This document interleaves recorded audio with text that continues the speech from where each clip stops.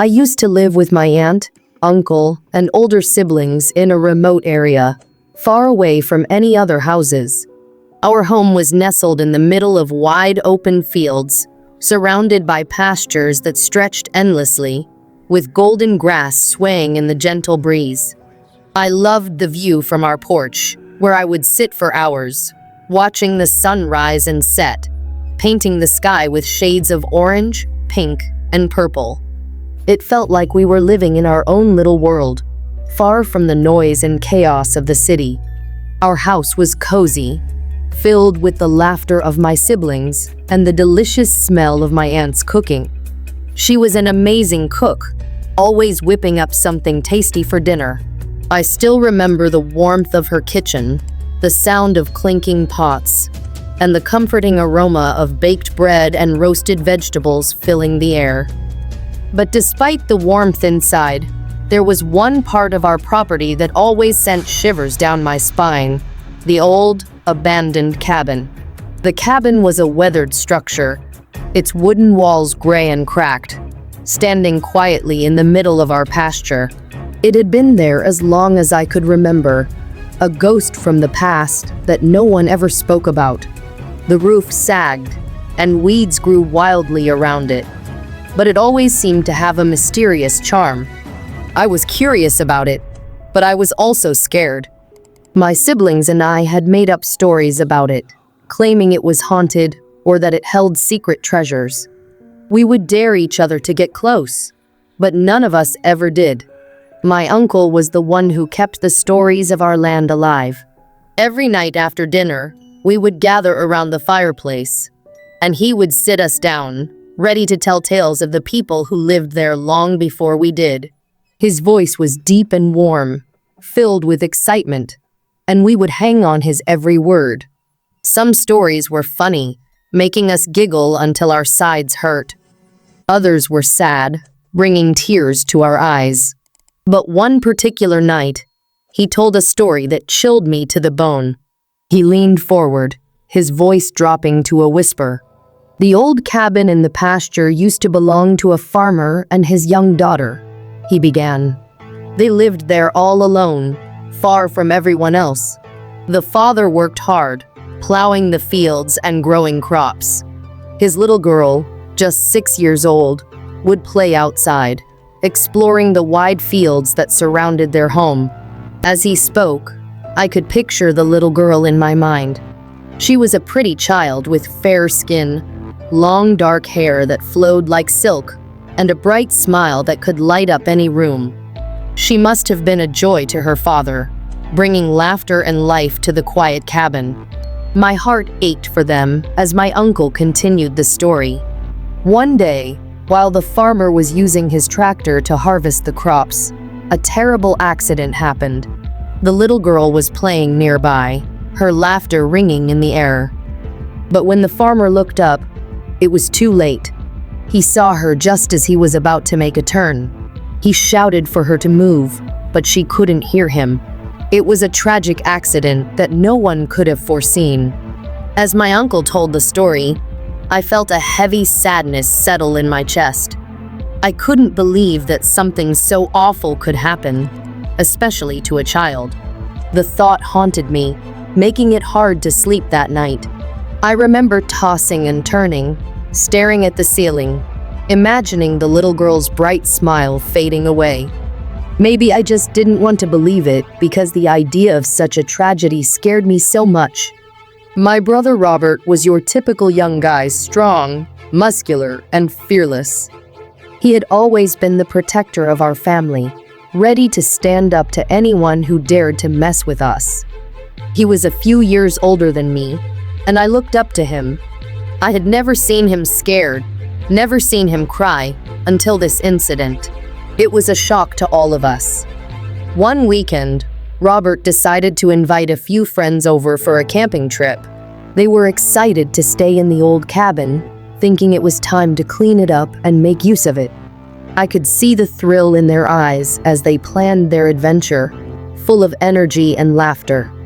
They spent hours fixing up the cabin, sweeping away the dust and cobwebs, and even painting the walls a bright color. I watched from a distance, feeling a mix of curiosity and dread. Now, my uncle had only shared the story of the farmer and his daughter with me. Robert and his friends didn't know anything about it. They were blissfully unaware of the chilling history that surrounded the cabin, and that made me even more uneasy. As darkness fell, they headed out to the cabin, full of excitement, their laughter echoing through the night. But what I remember most is what happened when they were getting ready to sleep. I had stayed in the house, trying to distract myself from the growing unease in my stomach. I kept thinking about the stories my uncle told, feeling like they were creeping closer to reality. I could hear the boys joking and laughing from the cabin, but as the night grew darker, their laughter faded, replaced by a heavy silence. I'll never forget the moment when Robert ran back to the house, his face pale and his eyes wide with fear. He burst through the door, sweating and out of breath, and his friends followed closely behind him, looking just as shaken. "You won't believe what just happened," he gasped, trying to catch his breath. At first, I couldn't understand him. My brother was actually crying, which had never happened before. It frightened me. My aunt rushed over to him, trying to comfort him, while his friends stood in the corner, silent and pale, their faces telling me everything I needed to know. "Calm down, Robert. Take a breath," my aunt urged, wrapping her arms around him. But it was hard for him to find his words. He finally managed to explain what had happened in the cabin. "I went to bed a little later than the others," he said, still shaking. "And in the middle of the night, I thought I heard someone crying. I felt a chill run down my spine as he spoke. Then I heard a faint scream coming from outside. It sounded like it was coming from the pasture. I thought I was imagining things, but it felt like something was trying to get into the cabin. I couldn't shake the feeling that I was being watched. I thought it might just be coyotes or something, but the crying wouldn't stop. As he continued, I could see the fear in his eyes growing. After a few minutes of trying to ignore it, I got so frustrated. I couldn't take it anymore. I sat up in my bed, and that's when I saw her. At the foot of my bed stood a little girl. My heart raced as I listened. I couldn't see her face clearly because she was covered in cuts. She looked like a child with long, dark hair. She was crying non-stop, and it was the kind of crying that twisted my stomach. It sounded like she was in so much pain. I thought I was going to be sick. At that moment, I felt a mix of fear and curiosity. I had to know more. "What happened next?" I asked, my voice barely a whisper. She was just standing there, crying and looking so sad. I was frozen in fear, and I couldn't move. I felt like I was in a nightmare. I finally managed to leap out of bed and ran back to the house, waking everyone up. His friends nodded in agreement, their faces still pale. It was clear they were all affected by the experience. "You have to believe us. We're not joking," one of them insisted, his voice trembling. I could hardly comprehend what I was hearing. My brother, my brave brother, had just faced something so terrifying. "Did you tell anyone else what you saw?" I asked, still processing the horror of it all. "No one believed us at first. It was hard to understand," Robert admitted, "but we all felt it, the heaviness in the air, the feeling of being watched. We didn't want to go back in there." My aunt tried to comfort him, but the fear in his eyes was real. I could see it was affecting all of us. The warmth of our home felt distant as we gathered together, talking in hushed tones about what had happened. That night, I couldn't sleep. I kept thinking about the little girl my brother saw and the stories my uncle had told. I wanted to believe that it was all just a dream, a trick of the mind. But deep down, I knew that something wasn't right. The old cabin held secrets, and they were beginning to unravel. The next day, I gathered my courage and decided to tell Robert about the story my uncle had shared with me. I found him sitting outside, staring into the distance, lost in thought. "Robert," I said softly, "I need to tell you something." He looked up at me, his eyes still filled with shadows of fear. "What is it?" I took a deep breath, trying to steady my nerves. "Remember the story my uncle told us about the farmer and his daughter? The one who lived in the old cabin?" His eyes widened with recognition. "Yeah, what about it?" "Well, the little girl, she died in an accident when her father was harvesting crops. He didn't see her in time. It was a terrible tragedy, and I think it has something to do with what you saw last night." Robert's face went pale, and I could see the realization hitting him. "You're saying that the girl I saw, it was her?" "I think so," I said, my voice trembling. "The cabin has been empty for years, but her spirit might still be there, unable to find peace." He looked away, his mind racing as he processed my words. "I can't believe it. I thought I was going crazy, but now, it makes sense." The weight of the situation pressed heavily on both of us. We couldn't ignore the connection between the stories and what had happened in the cabin. We had to do something. That night, we gathered the courage to return to the cabin. Robert's friends joined us, and together we made our way to the old structure, flashlights in hand. The moon hung high in the sky, casting an eerie glow over the fields. As we approached, the cabin loomed before us like a shadow from the past, and I could feel my heart racing. Inside, the air was thick with dust, and the wooden floor creaked beneath our feet. We took a moment to gather ourselves, sharing nervous glances before stepping further into the darkness. The beam of our flashlights danced around the room, illuminating the cobwebs and old furniture that had been untouched for years. "Let's try to talk to her," Robert suggested, his voice steady despite the fear in his eyes. "Maybe she's still here and wants to tell us something." We formed a circle in the middle of the cabin, holding hands tightly. I could feel the tension in the air, the energy crackling around us. "If you're here with us," Robert called out, "please show us a sign. We want to help you find peace." Silence enveloped us, and I held my breath, waiting for something to happen. Then, just as I was about to lose hope, I felt a chill sweep through the room. The temperature dropped suddenly, and I could see my breath fogging in the air.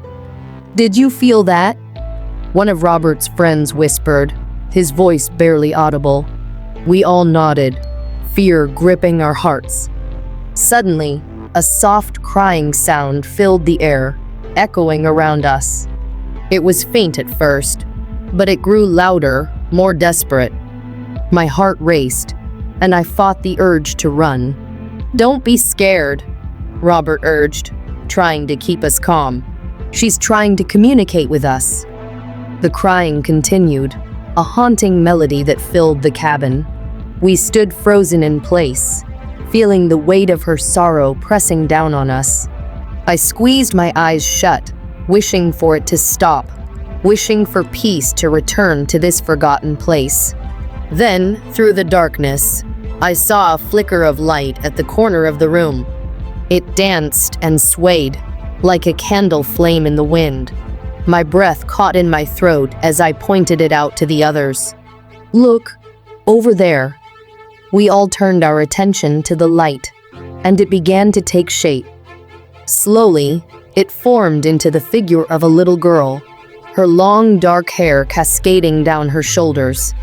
She was wearing a simple dress, tattered and faded, and her eyes were filled with sorrow. "Help me," she whispered, her voice echoing in our minds. "I can't find my daddy." Tears streamed down my face as I looked at her. "We're here for you," I said softly. "We want to help you find him. We promise." Robert stepped forward, his voice steady. "We'll find a way to help you, but you have to let us know what you need." Can you show us? The girl nodded slowly, her gaze pleading. She turned and began to walk towards the door, her small figure glowing in the darkness. We followed her, our hearts pounding in our chests. As we stepped outside, the night air felt different. There was a sense of urgency, as if the world around us was holding its breath. The little girl led us to the edge of the pasture, where the tall grass swayed in the wind. Over there, she pointed, her tiny finger directing us towards a cluster of trees.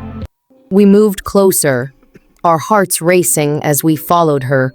The closer we got, the more intense the feeling of sorrow became. When we reached the trees, the girl stopped and looked back at us. "I need to be with him," she whispered, her voice breaking. "I want to be with my daddy." My heart ached for her. "We'll help you find him," I promised, looking at Robert and his friends. "We can do this together." With that, we began to dig at the base of one of the trees, feeling the earth give way beneath our hands. As we dug deeper, our fingers grazed something hard. We exchanged worried glances, but we pressed on, determined to find out what lay beneath. After several minutes of digging, we uncovered an old wooden box. It was weathered and worn, covered in dirt, but it felt important. We carefully opened it, revealing a collection of items: a faded photograph of the little girl with her father, a small toy, and a letter. Robert picked up the letter and began to read it aloud. "My dearest daughter, if you find this, know that I will always love you. I'm sorry I wasn't there to protect you. I hope you can forgive me." As he read, the little girl's expression changed. She looked at us with gratitude in her eyes. "Thank you," she whispered, her voice barely audible. "Now I can be with him." In that moment, I felt a wave of warmth wash over us, and the sadness in the air began to lift. The little girl smiled at us, a light shining in her eyes for the first time. "You helped me. Thank you." Then she began to fade, her figure dissolving into the night like mist. We watched in awe as she disappeared, feeling a sense of peace settle around us. As we stood there, our hearts full, I realized that we had given her the closure she needed. The old cabin, once a place of fear and sorrow, now felt lighter, as if a burden had been lifted. We made our way back to the house, our spirits high, knowing we had done something incredible. That night, we sat together, sharing our stories and laughter, the weight of fear replaced by a sense of accomplishment. From that day on, the old cabin no longer haunted us. Instead, it became a place of memories, a reminder that even in the darkest of times, there is always hope. The spirit of the little girl could finally rest, and we felt grateful to have been a part of her journey. As I look back on that summer, I remember not just the fear and darkness, but the courage it took to face it. We had learned that sometimes, stories hold more than just memories, they carry the weight of lost souls seeking peace. And in helping them, we find a part of ourselves that we didn't know existed. In the end, the cabin stood silent, a guardian of our past, filled with laughter and love instead of sorrow. And as I grew older, I always carried with me the lesson we learned that night, that compassion and bravery can bring light into the darkest of places.